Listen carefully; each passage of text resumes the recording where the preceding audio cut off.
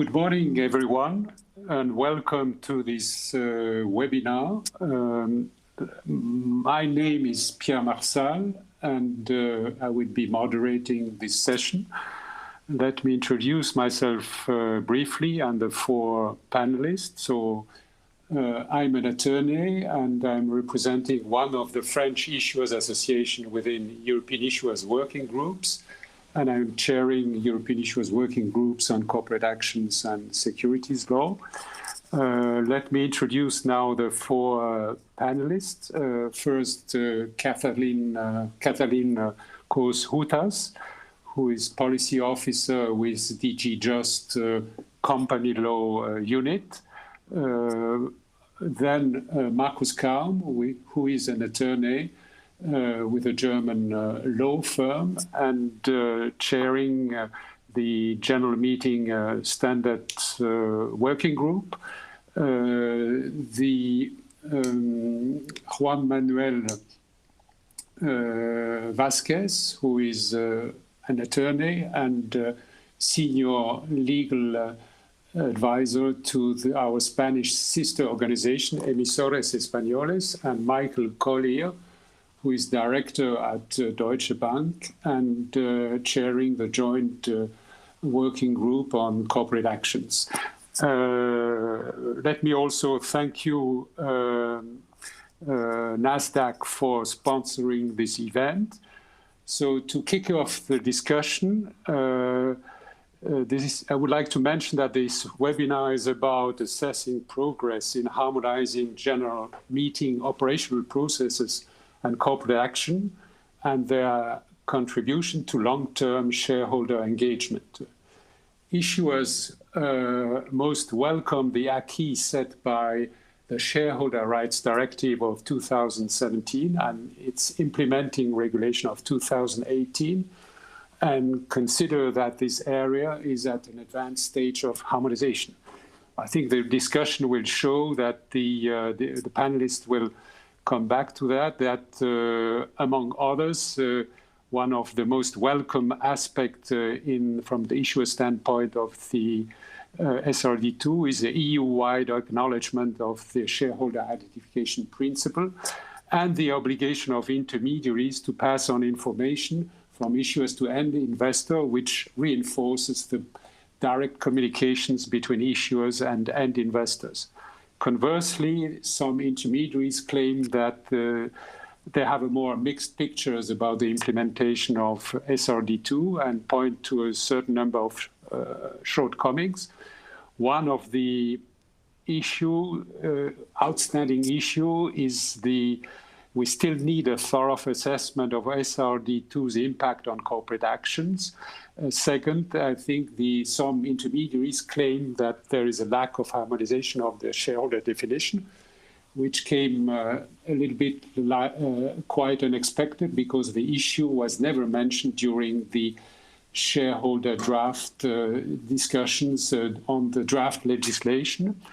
And in a recent letter to the Commission, the intermediaries blame, among others, the problems they are faced with in implementing SRD II to the lack of harmonization of the shareholder definition.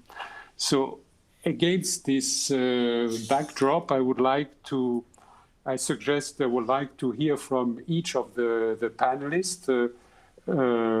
First, how they, from both the issuers' perspectives and from the intermediaries' perspective, how they view the framework of for operational processes being implemented, and what are the main compliance problems they are faced with.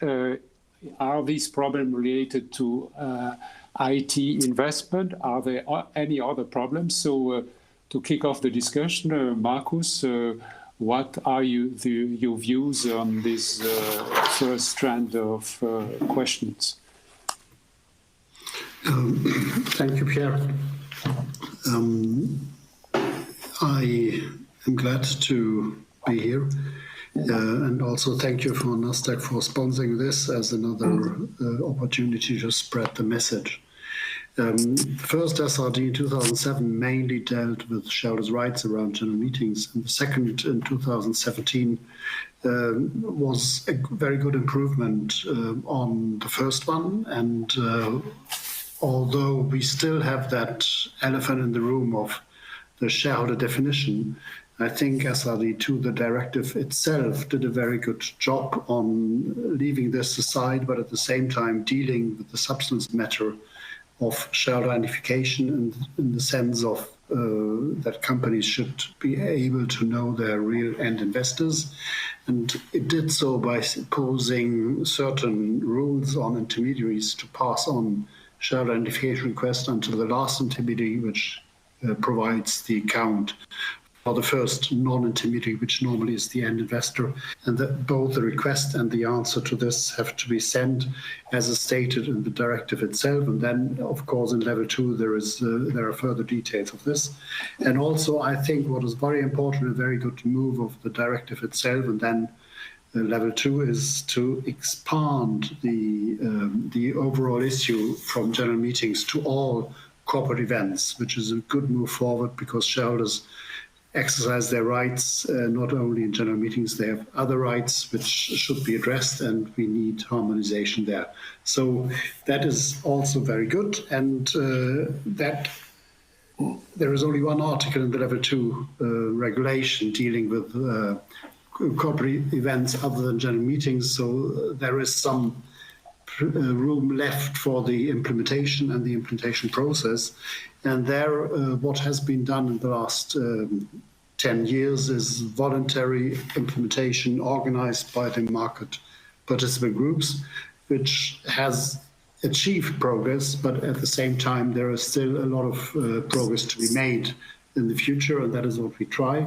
So what I see is as maybe an impediment that we still have self-regulation. What I see as an encouragement is that we have a very good base for doing this in the level 2 implementation. And I also think there are practical issues, like, as you said, IT systems and everybody being on the same level. I will give you one example or two examples from Germany. One concerns issuers. Issuers are obliged to put the information on all corporate events, general meetings and others into electronic systems. And at least in Germany, I know there are still doubts whether this electronic system works and whether issuers are fully aware of their obligations to put it in. And I hope this will be sorted out in the next 2 months, because we have general meetings in the next year which are obliged to be organized in accordance to that. And second, and I take an example of Deutsche, my works with Deutsche, I understood from my colleagues here in Germany that Deutsche in Germany is on 20022, the ISO messaging format. So they are the most advanced messaging format and language, but they say they have problems in corresponding with their other banks and intermediaries because they are not on 20022. So this is an issue. The interfaces, the operability of those systems, and there are some banks which are advanced and avant-garde, but there are a lot of others which are not. So in my view, that is a problem, and that is, as you say, IT systems and investment. So thank you very much, Markus. Michael, I think, could you react to Markus's comments? Not only on Deutsche Bank, but more generally, of course. Yeah, no problem. Thank you, Pierre. Good morning, everybody, and thank you for kindly inviting me to the session today. So there's quite a lot in those opening remarks. First of all, let's cover definition of shareholder and where we see that as really important. I think what SRD II has done is brought a new concept into the industry, which, whilst it isn't necessarily new, it's now certainly European-wide, and that is the identification of the shareholder and that process. What this has allowed us to do is streamline something that's already in place today, whether issuers have that by the Companies Act or by their own national law. The problem, however, becomes when you, Pierre, and you, Markus, have mentioned end investor. So I haven't put those words into your mouth. you've mentioned those, and we as a group, and when I say we, as when SRD II first become apparent, and in 2017, where the industry set up a steering committee, which had the likes of European issuers on, custodians, global custodians, CSDs, etc. So we had basically what we would call a holding chain, front to back within the steering committee. And within that steering committee, we had 4 task forces that looked at each individual point of the regulation. So we had a task force on shareholder identification, in which we wrote standards. We had one on general meetings. We had one on messaging, and Marcus has mentioned the ISO elements. So and we've got another one on what we call a golden operational record, but we'll probably come on to that a little bit later. The reason for our understanding and our assessment of the directive is very much to foster greater collaboration between the issuer and the investor. Now, everybody's on board with that, fully understood. We know what we need to do. The problem becomes where you have markets where you have the definition of shareholder as effectively what could be termed as name on register. So when it comes to the issuer actually looking to identify with their shareholder, it only goes one layer down, and that is from the issuer to the issuer CSD. It doesn't actually go through the holding chain because the law or definition of shareholder doesn't allow it to go any further. We noticed within the regulation, it does mention and refer to the various definitions of shareholder, but at this point, it wasn't, it isn't going to be addressed in terms of harmonising that. So on one hand, you've got the spirit being that greater collaboration between end investor and issuer, but then you have the legal framework which only allows you to go as far as the deemed shareholder.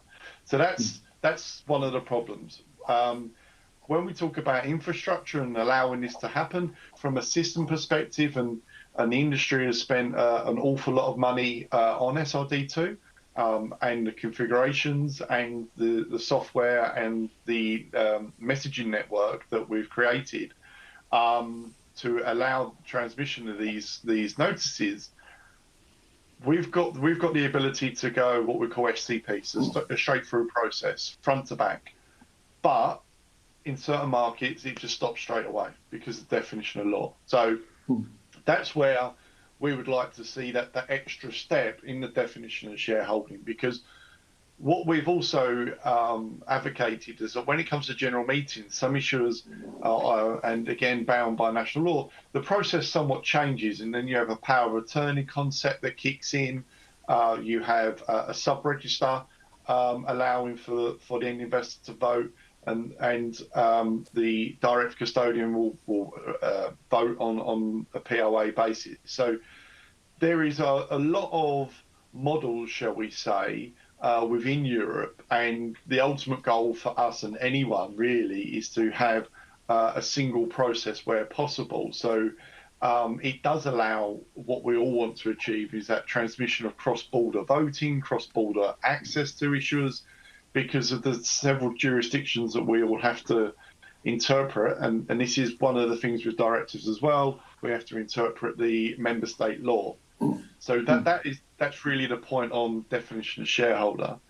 The other bit around the investment in technology, I've kind of alluded to it already. Absolutely, the industry has done this. And Marcus has been very kind to mention Deutsche Bank Security Services. We are on ISO 20022. I wouldn't necessarily agree with the comment, though, that down the chain isn't on 20022. I think a large portion of the intermediary holding chain is on 20022, or they've appointed a service provider that is fully compatible with this messaging type for their compliance towards the regulation. What we've seen in Germany by far is the market that's been leading on the shareholder disclosure. We've seen the greatest volume in Germany since go live. One of the issues we have encountered with issuer CSDs that have transposed to 2022 after the implementation of the 3rd of September. So that has led to some problems. And the problem being is we're set up to receive 2022, but we're receiving the message in a format which isn't compliant with 2022. So as a sub-custodian, we're having to create what we would call the compliant message in order for it to go through the chain. Now, as an industry, as a bank, we're working closely with the CSDs. We have a lot of dialogue with the CSDs in this process to make sure we get it right, and we make sure that we can have what we call STP in this particular process. So from a technical perspective, a lot is being done, and I just want to remind everybody that the regulation went live on the 3rd of September. Industry-wide, and we're talking about our financial industry sector, which it impacts here, we have an annual release in SWIFT network once a year. And normally, what would happen is for a large change like we've done, with introducing new message types in 2022, they wouldn't be live until the November annual SWIFT release. So again, as industry, ahead of the regulation and going live, together with the SWIFT market practice groups, the SMPG, putting an emergency release over Easter. So we had the messaging available from the 3rd of September. Yes. So from a technical standpoint and from a market standards standpoint and all the actors in the chain, we did as much as we could do to be ready from September onwards. Right. Many thanks, Michael. But when you, just before passing on the floor to Juan Manuel, when you mention constraining legislative rules, you think of the common law countries where the nominee, the 3 common law countries where the nominee concept is enforced, right? Because all others are based on the end investor concept. No. Again, with the Agency of Global Custodians and AFME, our memberships appointed external legal counsel, and we've got, I believe we can share some of the work done there. So we've all paid for legal counsel to give us an assessment per market of the restrictions that lay within. I mean, Germany's, for example, right up until the last moment, that was still being contested. And Marcus thankfully helped step in with our colleagues performing the work at the External Legal Counsel to try and get that clarified as to what exactly is permissible or not under law. So we've also seen, Pierre, let's not forget, many member states still haven't yet transposed. So we're still waiting for that to happen. We also, as you mentioned the letter and referred to the letter that we sent as an industry, let's not forget that the deadline for transposition to law was June 2019. I don't believe one member state met that deadline. So we as an industry see a lot of the transposition happen this year.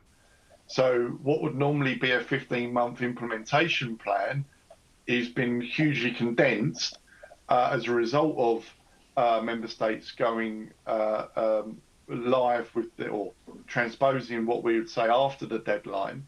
And anyone that's transposed up until September gives us a shorter period in order to implement what is bound by national law. So yes, SRD II is a minimum requirements, but each member state can add on to those requirements as they see fit, and we have seen this.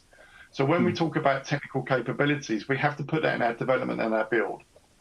So that's another reason for the letter and the constraint that we saw.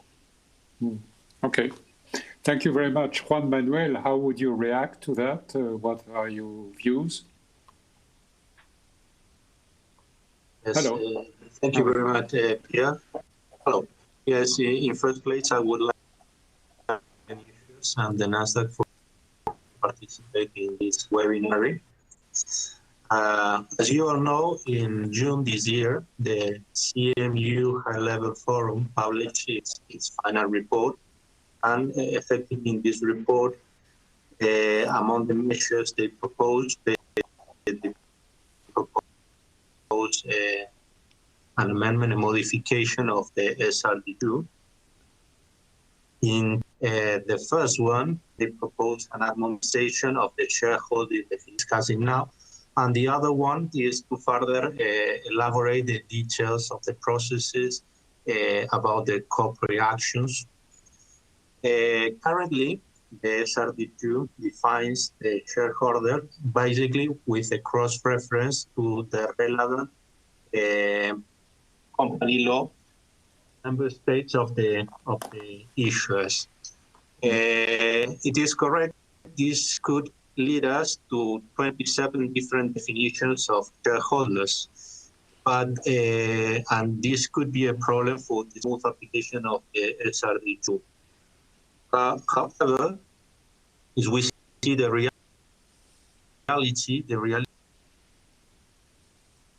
states relies on the nominee concept for the definition of the shareholders.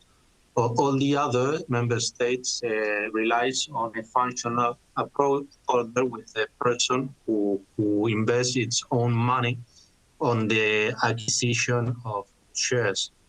So the first thing we should ask ourselves if the problems for the smooth application of the SRD II, lack of harmonization of the shareholder definition of, or if there are other explanations for these problems. One explanation could be, for example, the simple fact that the instrument used for the regulation of the area was a directive instead of the use of a regulation. If the European Union have chosen to regulate this area with a regulation, this possibility of having different interpretations of the directive. But the framework that we have is what it is, and I think that the real problems we are facing here comes from mainly the lack of adequate IT systems. And this is something that we shouldn't be facing right now with the transposition of the SRD II, because I mean, for example, the identification of the shares that CSD holds in its own account and the segregation of them from the shares that they hold on account of third parties is an obligation that already exists on the European regulation in CSD regulation. Then it shouldn't be a problem right now. With regard to the other area, the high-level forum proposes to be reviewed. I mean the processes and the details about the processes. I think this is a good idea to further develop. We only have one article. I think it's Article 8 of the implementing regulation dealing with these matters. So for a smooth functioning of the system, further develop the processes could be a good idea. But again, we should think to the first one, what instrument is the right one in order to achieve the smooth application we are seeking? To achieve this smooth application, we should only review the implementing regulation, or should we, for example, review other pieces of legislation of the European Union, for example, the Directive of 2017/1132 about certain aspects of company law? Yes, thank you very much. That's valid question as to, as you term it, there is to ensure smooth transition when applying a directive, which is a minimal harmonization instrument. That's definitely an issue. Markus, do you want to react before passing the floor to Katalin? Would you react to Michael's comment, because he refers to the German legal framework? I guess you might wish to provide some additional comments in that respect. Maybe just additional, thank you. I think overall we are not in disagreement. As Mike has said, we have ironed out a certain question as to the application of German corporate law. So I don't think we are in disagreement there. I want to say something, sorry, about the shareholder concept. Of course, the directive itself leaves the definition of shareholder on the side. But when you look into Article 3A, the rules for intermediaries to pass on the shareholder identification request from one intermediary to the other until the last intermediary, and that is the one who provides the account for the first person, which is not an intermediary anymore. There, I think you have in the directive itself the clear concept that the shareholder, legal shareholder definition is one thing, but in order to obtain the information, you can look into who's an intermediary, who's not an intermediary. So that is one thing.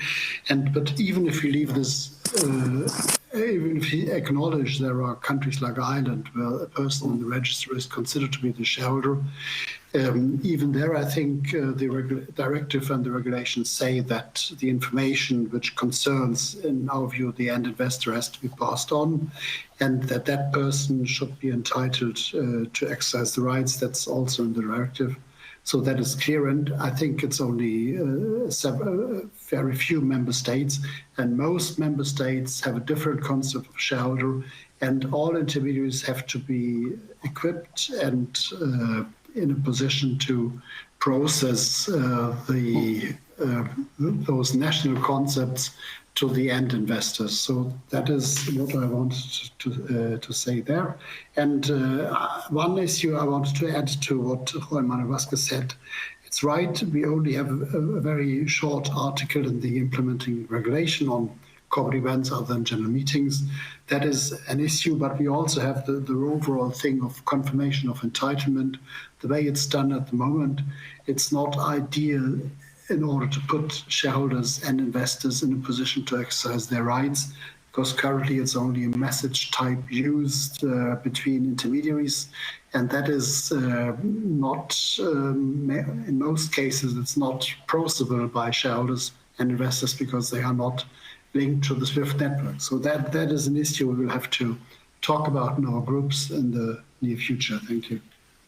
Yes, thank you. So your line of argument is that even though the member states have a different concept of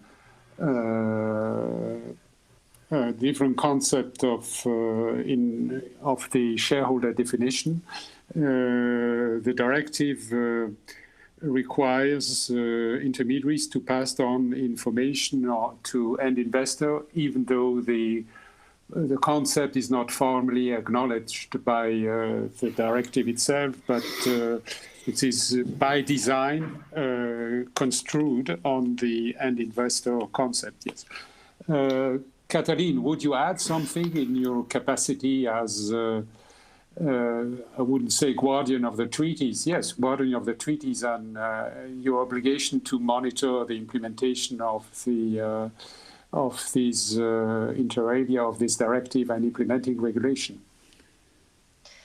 Yes, thank you very much. So my name is Katalin Kossuth. I work in the European Commission's DG Justice and Consumers company law unit, and in a small team working on corporate governance issues.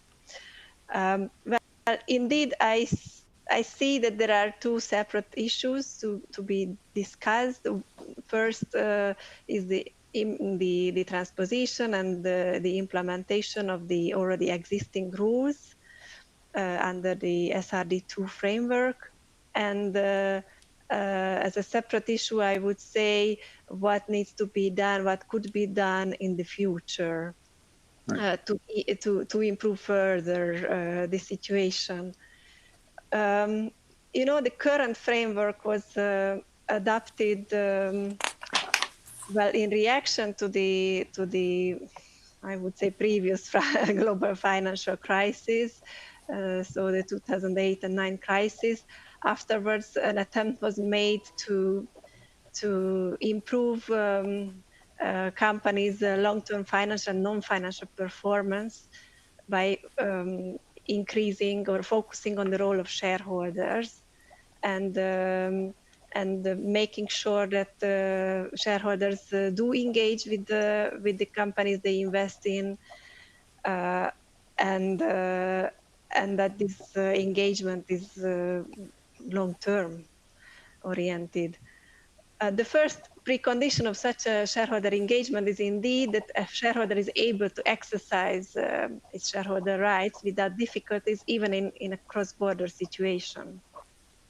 And the rules we are touching upon today in Chapter 1A of the revised directive were adopted with the aim of improving the conditions for the exercise of shareholder rights.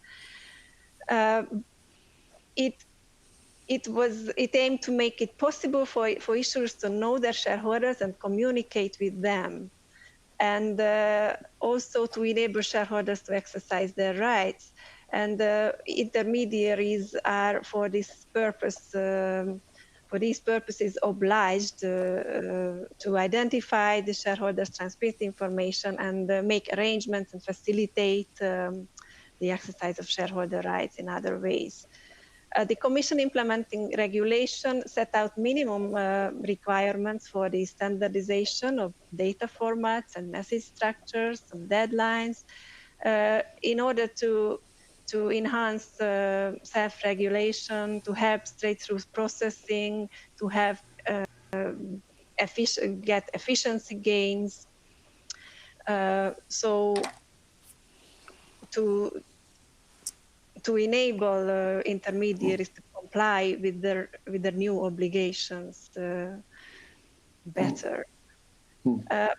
The Commission has very rigorous better regulation rules, and they were followed when the proposal was made and when the implementing rules were adopted.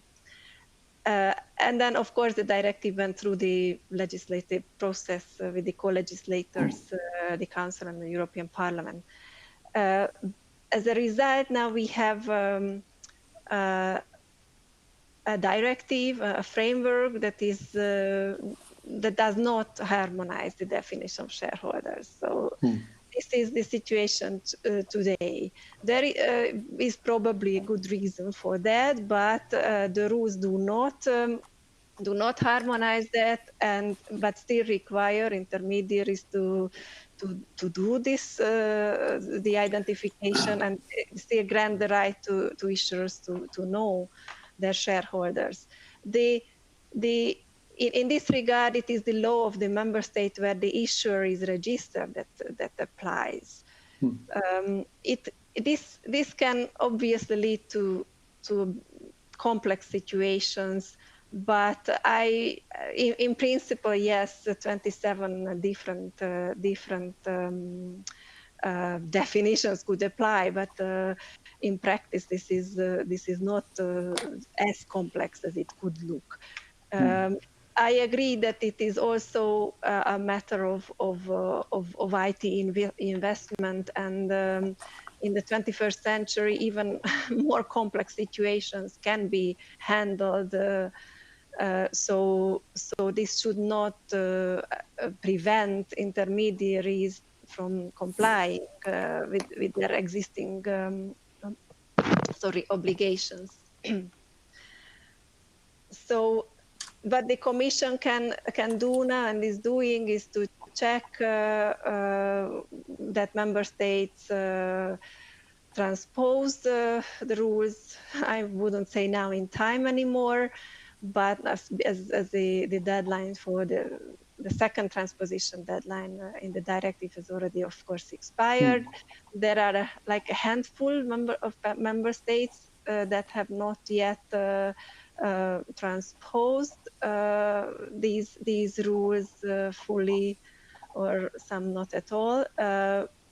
So, of course, you know, we have infringement procedures to tackle these situations, and we will not hesitate to use this tool.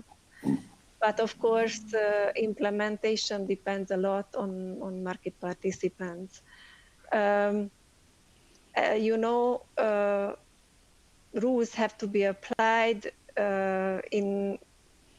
even if in some member states the framework is not complete. Those that can be applied should be applied, and the sanctions are also applicable since the 3rd of September. Of course, only those actors can be sanctioned who you know, the sanctions have to be proportionate to the infringement of the law, and if the infringement is not done on behalf of the intermediary, of course the sanctions will have to reflect that.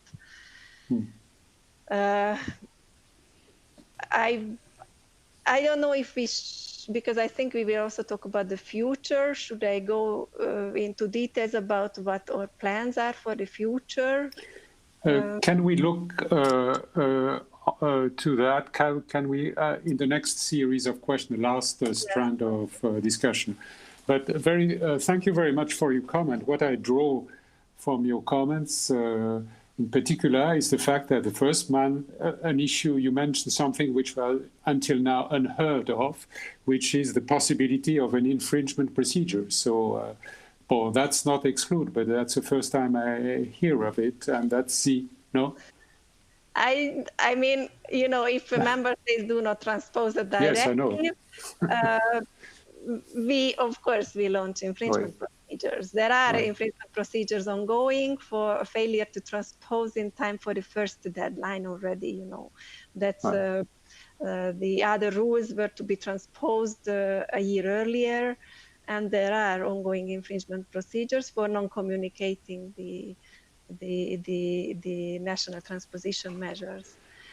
Of course, this right, okay. No, but before switching to the first strand of question, I think you mentioned the common law countries, whose practice differs from that of most continental European countries, where I think in the common law countries you're not obliged to pass on the information to the what they call the beneficial owners. So it's not as it is not as automatic as in continental member states. Okay, but that being said, because you mentioned the future, I think there is a review of the SRD II directive, which is scheduled in 2022 or 2023. And there the question of the harmonization of the definition of shareholder is likely to be in the agenda. So the key question is, because we have been talking a lot about this concept in the past months, how would it look like? I think what would be the scope of harmonize the shareholder concept? I think the issuers have an approach on this, have their own approach. The intermediary, but I never heard it from the intermediary, Michael, and I would like to give you the floor. How would the harmonized concept of shareholder read? Because you claim that in certain member states it's ambiguous. Would it enshrine the end investor concept, or would it be something else? So what are your expectations? So Michael, if you could answer first this time. I don't think I'm going to commit to what the definition should be, but I just referred to my previous comments in that if you read the directive, the spirit is end investor. So with that in mind, one would assume that that's the natural path that the definition would go to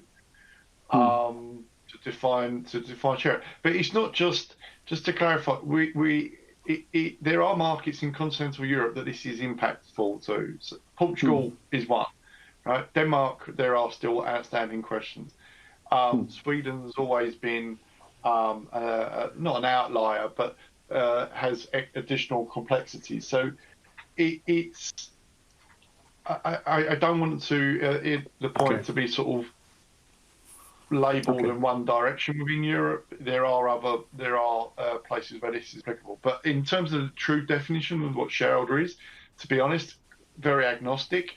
It's just a definition would be lovely because, and I will just say for the intermediaries, certainly the custodian level, we've all read the directive as end investor, but due to the definition in SRD II and what Catalin's just already mentioned, we have to think of the legal obligations. So I've also argued what Marcus has mentioned about the obligations on the intermediaries to pass on. But then when we have those discussions, if we pass it on, other actors or holders in the chain, so I've got no legal bias to do. So if you disclose me as a shareholder where I'm not the shareholder under the legal definition of that member state, then you're breaching X, Y, Z.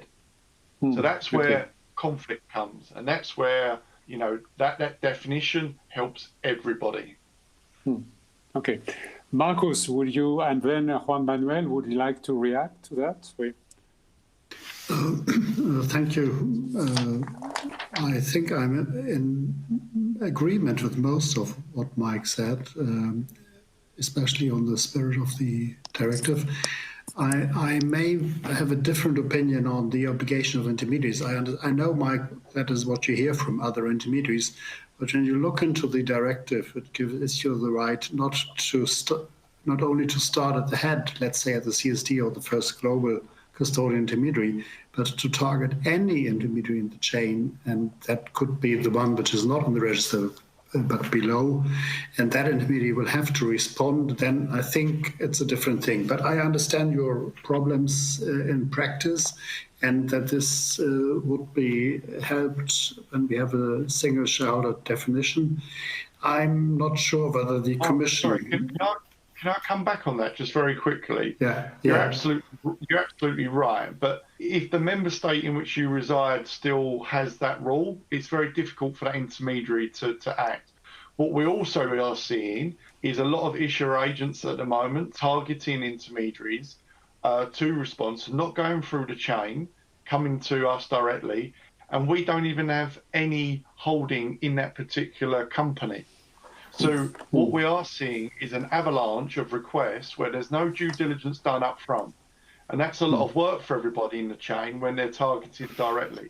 But also targeted directly, it imposes a lot of compliance problems as well, because the structure in which we're being asked to respond isn't over a secure network. So we have to think of GDPR, we have to think of compliance, we have to think of all of those things. That's why we advocate strongly that if an issuer wants to announce, they go via the issuer CSD, and it is done in a formatted, structured way. And there's other things I'd like to raise probably a little bit later in terms of what we've seen from issuers as well, which is not in line with the directive and nor the standards. Yeah, Mike, I agree. There should be the stress should be on security and secure forwarding of data. I understand that. And I also am with you that there is a bit of Wild West going on at the moment for those shareholder ID requests.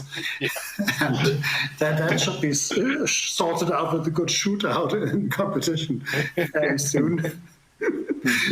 And so that actually, I think, is a very good field of our discussions in the practice groups, how we could harmonize this. So you're right there. But overall, I agree with you. It may be good to have a shareholder definition in general. So that's good. But that's what I want to say. And then I think we come to the last yes, I think we are running a little bit out of time. Juan Manuel, would you like to add something? Because now I think it's... Yeah, well, it's a Q&A session, right? Yes, yeah. Yes, Okay. just one thing. I don't think that the real problem is in the shareholder definition, mainly taking into account that most of the European countries is the shareholder definition on the end investor. Only 3 jurisdictions we have, Ireland, Malta, and Cyprus, that relies on the nominee. Portugal, Denmark. The main problems are not there.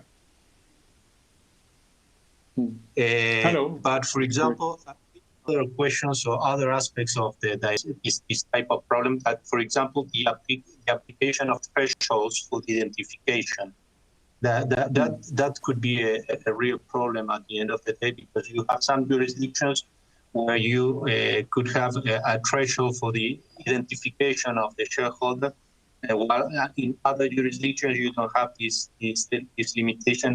And these types of prerogative that the directive recognizes to the member states, this could be a real nightmare for the intermediaries, I think.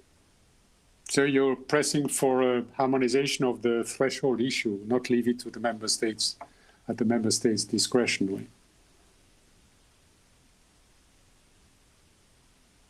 Yeah. Yes.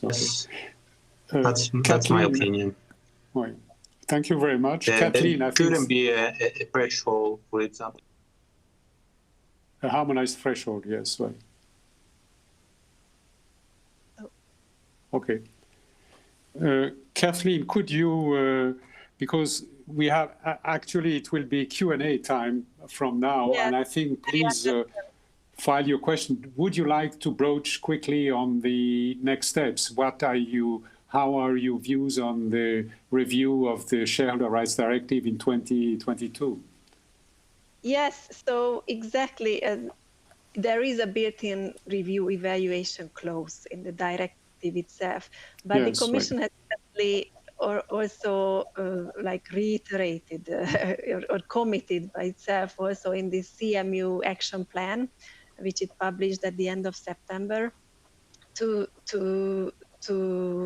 consider and deal with these issues, including the definition of shareholder, to see if it is necessary and possible to harmonize it, and also to have a look at other aspects. These issues are, as this discussion also shows, that these are complex issues, and we first need to see how the current framework works. We have to see if there are problems that we could tackle by legislation. This could be related to the implementation, to efficiency problems. So we have to see really what the problems are, and then with what tools we can tackle that. Is it really the definition of shareholder?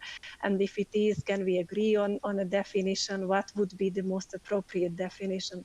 So we will do a careful assessment of all this, involving also ESMA, and of course there will be consultations with stakeholders, as we usually have such consultations. So this is, I see today's debate as like paving the way for the future discussions on these issues. But of course, we also have other priorities to deal with. So we have to be also patient in this regard. I would ask for caution, not to run ahead of market developments with legislation or requests for legislation, and also to consider that there are also other priorities that we have to deal with. Thank you very much. Now it's time for Q&A. I put the question, is your audience having questions? Are there questions to be raised from the audience?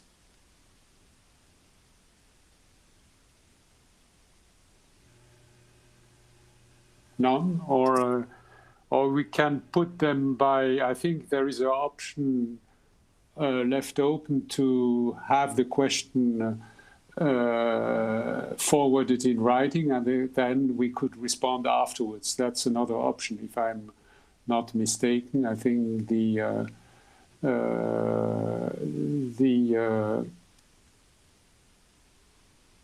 we have the list of participants in the audience or not already?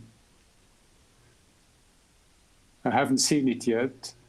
Bade, I think you attend within the audience.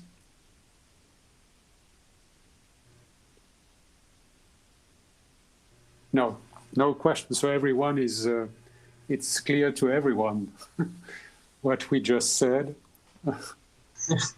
Yeah, then maybe some. I'll ask you guys some questions if I may. Then, if there's please nothing coming through. So, from an issuer's perspective, we talk about investment of the intermediaries and the software which the intermediaries are doing in terms of 2822, having a straight-through process and building that configuration, because whilst people think we're in 2020 and we should all be modern, it is extremely complex. The network message is complex. That's not harmonized neither.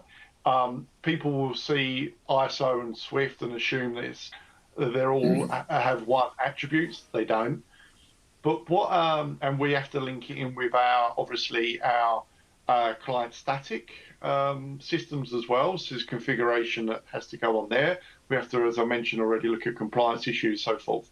But what are issuers doing in terms of investment to ensure that this SRD II is adhered to? Because I'll be honest, we are seeing a number of issuers in the general meeting space not adhering to SRD requirements.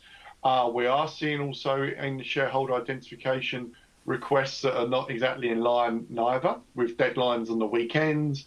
We even see one request last week where the issuer wanted the response the same day.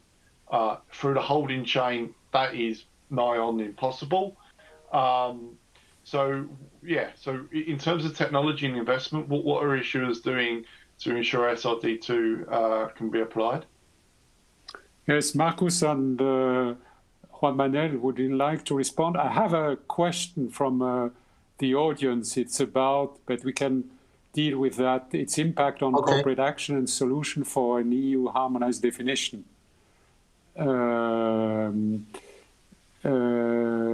That's a question raised on the what are the SRD II impact on corporate action? Yes, we haven't broached on that extensively.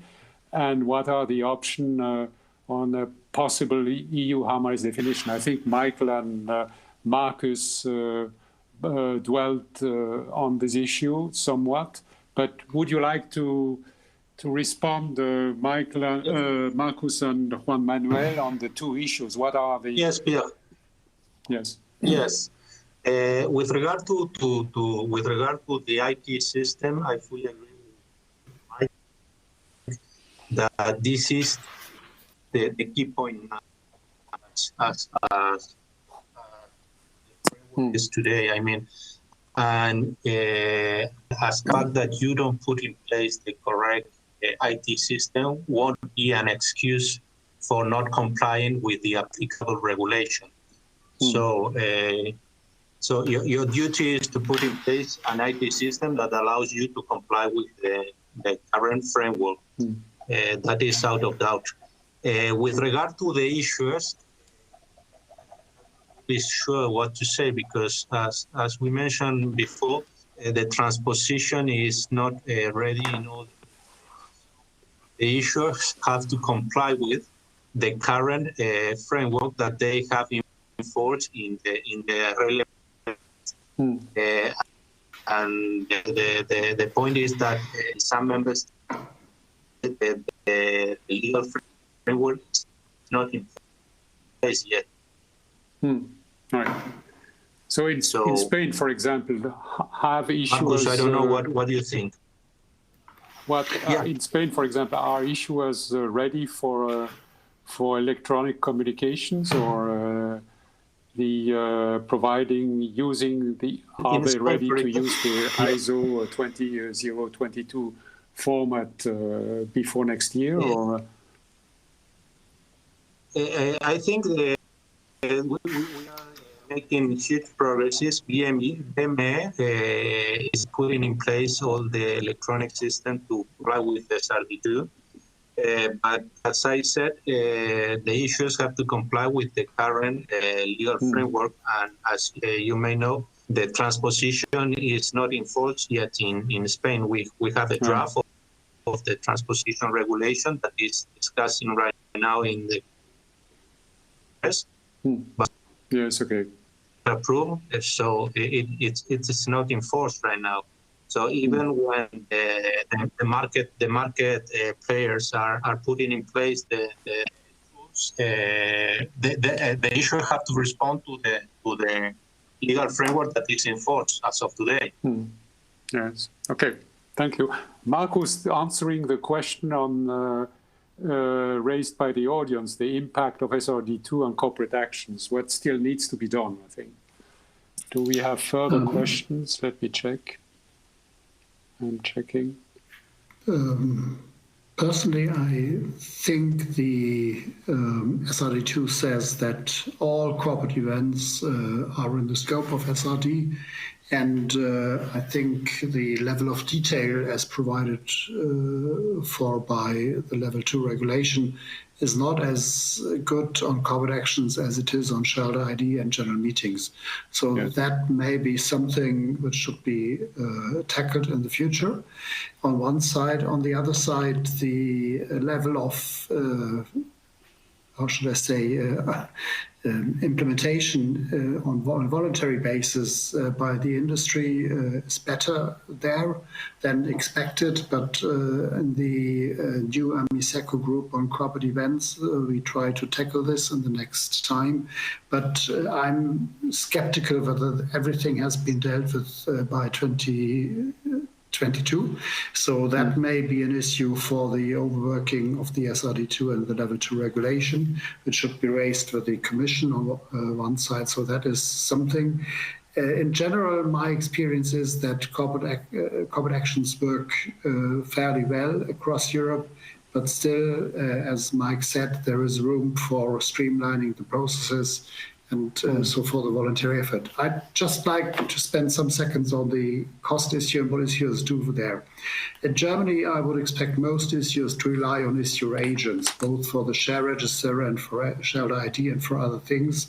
So it's mainly a question for those agents like Computershare or others to provide solutions, and issuers will have to pay for that, because if you mandate something, you have to pay for this.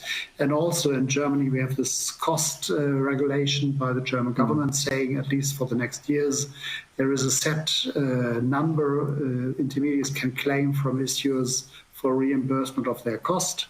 And that is also something the government expects all participants to sit down and agree upon this. And my expectation is there will be an agreement. If not, the government will do something. So everybody responding to a shareholder ID request from a German issuer can send a bill, and that bill has to be paid. Yes, that's definitely an issue in the harmonization process. I hope I haven't missed, thank you very much for this last comment. I hope I haven't missed one question from the audience, but I fear that it goes in the spam, and that it hasn't gone to my spam files. But at this stage, I think we have 2 minutes left, and I would like to thank you, all the participants and the audience. Just before you conclude, yes. sorry, just on the corporate action question, I fully agree with Mark, and I think here, you know, the work the corporate action joint working group has done over the last decade. We are a lot closer to harmonising corporate actions than the other sectors, as Marcus has mentioned. But what I would say, though, is in order to get improve things further, whilst it's limited in Table 8 within the annex tables and Article 8 within the implementing reg, again, we do need to have, from an issuer perspective via their agent or the CSD, that golden source that I referred to at the very beginning. It'll be far more, because the challenge for everybody in the holding chain now is to get information through the chain as quickly as possible. and we have strict timelines to adhere to within the regulation, the better the quality of the information up front, the less messaging we will have in the market. So today, typically, the intermediary chain will scrub the information for the content before releasing it. Whereas today, because of the timescales, we'll probably release information without doing the additional scrubbing to meet our obligations under the regulation. So if the information from the issuers is correct up front, and complete, even though it's probably terminology that issuers are not familiar with, like ex-date and buyer protection and so forth, if those can be supplied, and that again is a work that I see ongoing within the task force, is to try and get this and make it easier for everybody, starting the issuers, like a template they can fill in to get that process kicked off. That would then bring the remaining compliance towards corporations into the high 90%, in my opinion. Right. I completely agree with Mike. It's absolutely essential to do this, and it's not an additional burden for the issuers because they define what they want to initiate as corporate action, so they should also spend some time on making this explainable to their shareholders and investors. So I agree with Mike. Right, okay. That's last interesting comment, because this issue is covered by the work undertaken in the frame of the voluntary standard, and it's the additional layer which is currently being finalized. So I would like to thank you all from the panel and from the audience from taking part in this webinar, which proved very useful and helped clarify some of these very complex matter. Thank you to everyone, and thank you to NASDAQ for sponsoring that event. Goodbye to everyone. Bye. Thank you. Goodbye, everyone. Bye. Thank you. And